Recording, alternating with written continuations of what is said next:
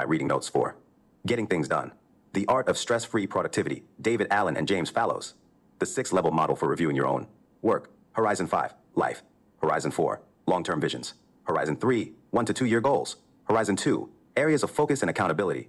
Horizon 1, current projects. Ground, current actions. It makes sense that each of these levels should enhance and align with the ones above it. Ultimately, if the phone call you're supposed to make clashes with your life, purpose, or values, to be in sync with yourself, you won't make it. If your job structure doesn't match up with where you need to be a year from now, you should rethink how you framed your areas of focus and roles if you want to get where you're going most efficiently. Without an acceptance and an objective assessment of what's true in the present, and feeling confident you can manage what you've created, it's always difficult to cast off for new shores. In order to create productive alignment in your life, you could quite reasonably start with a clarification from the top down. Decide why you're on the planet. Figure out what kind of life and work and lifestyle would best allow you to fulfill that contract. What kind of job and personal relationships would support that direction? What key things would you need to put in place and make happen right now? And what could you do physically as soon as possible to kickstart each of those? The primary reason to work from this bottom-up direction is that it clears your inner decks to begin with, allowing your creative attention to focus on the more meaningful and elusive visions that you may need to challenge yourself to identify. Also, this particular method has a high degree of flexibility and freedom, and it includes a thinking and organizing practice that is universal and effective no matter what it's focused on. I have learned over the years that the most important thing to deal with is whatever is most on your mind. The fact that you think it shouldn't be on your mind is irrelevant. It's there, and it's there for a reason. Once you handle what has your attention, it frees you up to notice what really has your attention.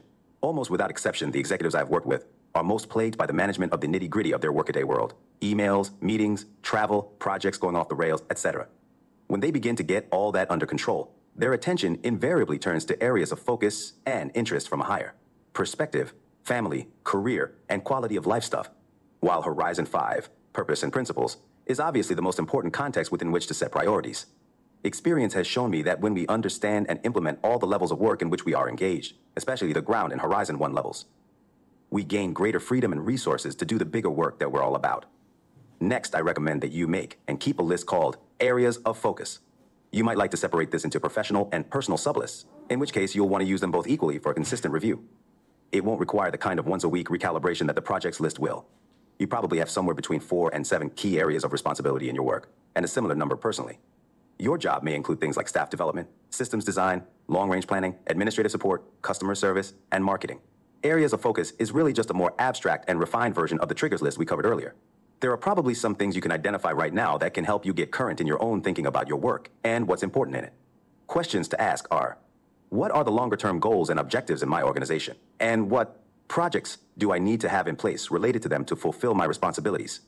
What longer-term goals and objectives have I set for myself? And what projects do I need to have in place to make them happen? What other significant things are happening that could affect my options about what I'm doing? Someday, maybe list or in a folder called Dreams and Goals I might get around to at some point. Getting projects under control.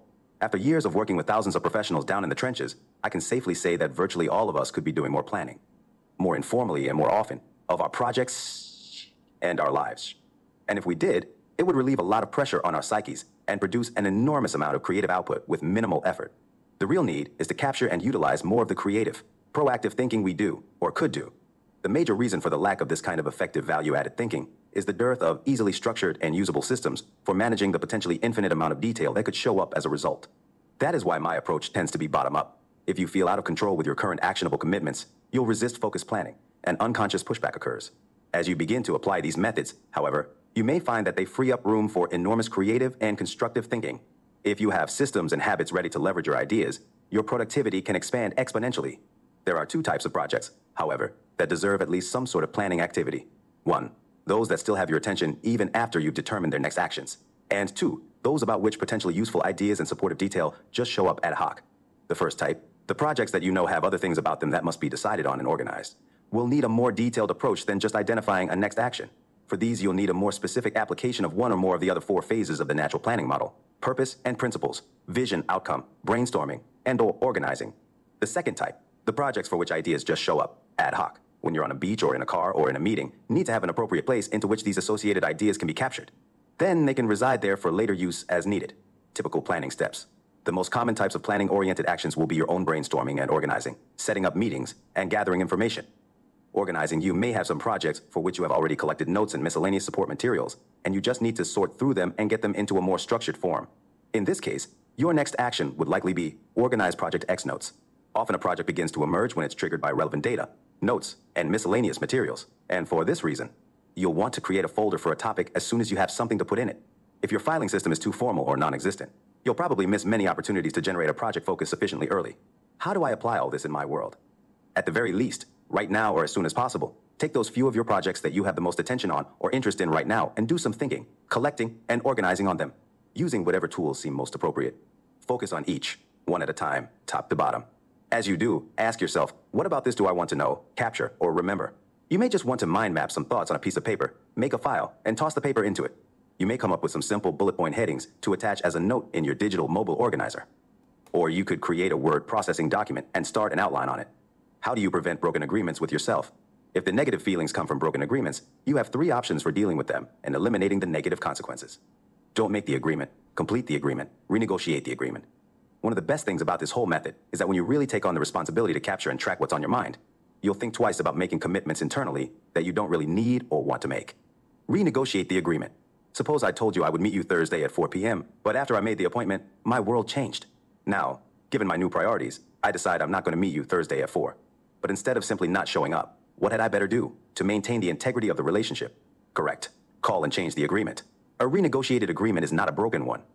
Do you understand yet why getting all your stuff out of your head and in front of you makes you feel better? Because you automatically renegotiate your agreements with yourself when you look at them, think about them, and either act on them that very moment or say, no, not now. Here's the problem. It's impossible to renegotiate agreements with yourself that you can't remember you made. The fact that you can't remember an agreement you made with yourself doesn't mean that you're not holding yourself liable for it. Ask any psychologist how much of a sense of past and future that part of your psyche has, the part that was storing the list you dumped. 0. It's all present tense in there. When will you know how much you have left in your head to capture? Only when there's nothing left. This doesn't mean that your mind will be empty. If you're conscious, your mind will always be focusing on something. But if it's focusing on only one thing at a time, without distraction, you'll be in your zone. I suggest that you use your mind to think about things, rather than think of them. Organizations must create a culture in which it is acceptable that everyone has more to do than he or she can do, and in which it is sage to renegotiate agreements about what everyone is not doing. The critical issue will be to facilitate a constant renegotiation process with all involved, so they feel okay about what they're not doing. That's real knowledge work, at a more sophisticated level. But there's little hope of getting there without having bulletproof capture systems in play. I envision a world in which no meeting or discussion will end, and no interaction cease, without a clear indication of whether or not some action is needed. Intelligent dumbing down. Shifting your focus to something that your mind perceives as a doable task will create a real increase in positive energy, direction, and motivation. If you have truly captured all the things that have your attention during the mind sweep, go through the list again now and decide on the single very next action to take on every one of them. Notice what happens to your energy. Everything on your lists and in your stacks is either attractive or repulsive to you. There's no neutral ground when it comes to your stuff. Often it's simply the next action decision that makes the difference between the two extremes. Thinking and deciding require energy. So when do you think most people really make a lot of their next action decisions about their stuff? When it shows up or when it blows up? Which do you think is the more efficient way to move through life? Deciding next actions on your projects as soon as they appear on your radar screen. Clarity. Too many discussions end with only a vague sense that people know what they have decided and are going to do, but without a clear conclusion that there is a next action, much less what it is and who's got it. More often than not, a lot of stuff gets left up in the air. Accountability. The dark side of collaborative cultures is the allergy they foster to holding anyone responsible for having the ball. We're all in this together is a worthy sentiment, but seldom a reality in the hard-nosed day-to-day world of work. If you haven't, test it out. Take a small risk and ask, so, what's the next action on this? At the end of each discussion point in your next staff meeting, or in your next family conversation around the dinner table. Empowerment. Perhaps the greatest benefit of adopting the next action approach is that it dramatically increases your ability to make things happen, with a concomitant rise in your self-esteem and constructive outlook. Start by doing what's necessary, then what's possible, and suddenly you are doing the impossible. St. Francis of Assisi. Is there too much complaining in your culture? The next time someone moans about something, try asking, so what's the next action? The action question forces the issue. If it can be changed, there's some action that will change it. If it can't, it must be considered part of the landscape to be incorporated in strategy and tactics. Of course, those attracted to implementing getting things done are usually already on a self-development path and don't assume that they'll be doing the same things a year from now that they're doing now, anyway. But they love the fact that this method gets them there faster and more easily. The bottom line is it makes you more conscious, more focused, and more capable of implementing the changes and results you want, whatever they are.